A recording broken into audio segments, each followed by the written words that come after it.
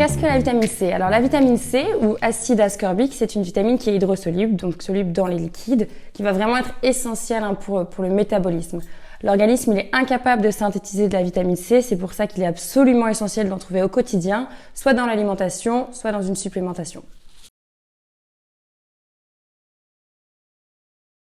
Alors, pourquoi sommes-nous en déficit? Les déficits en vitamine C dans la population ils sont très fréquents. Tout d'abord parce qu'il est difficile de contrôler la teneur en vitamine C des fruits ou des légumes qu'on consomme. Ça va dépendre notamment de la richesse des sols en minéraux et ça, on peut pas le contrôler.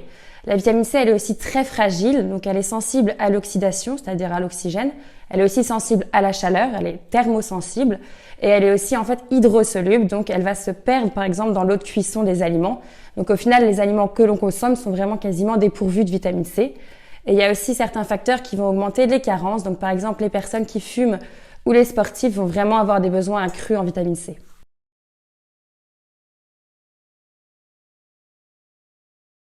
Alors, quels sont les rôles de la vitamine C? La vitamine C, vous le savez tous, elle est essentielle pour le bon fonctionnement du système immunitaire.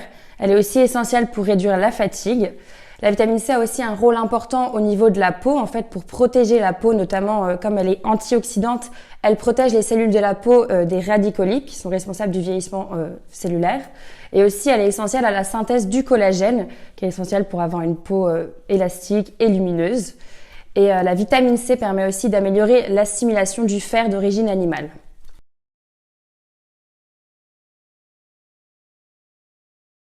Alors dans quel cas prescrire de la vitamine C? Ça va être essentiel pour les personnes qui souhaitent renforcer leur système immunitaire ou réduire leur fatigue. Ça va être essentiel pour les sportifs et c'est surtout essentiel pour les fumeurs ou pour les alcooliques.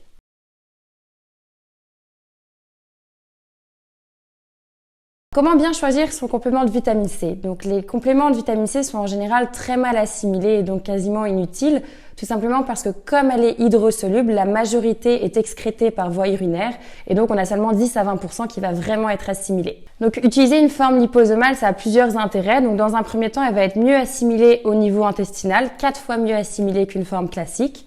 Elle est aussi plus biodisponible parce qu'en fait, le liposome a la même constitution graisseuse que les membranes cellulaires.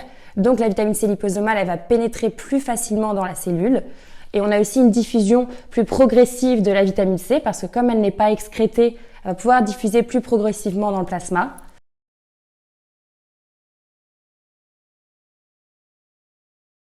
Alors, quel a été le choix complément? Bien sûr, une vitamine C liposomale dosée à 250 mg, c'est-à-dire 312,5% des apports quotidiens. Donc, c'est vraiment une forte teneur en vitamine C.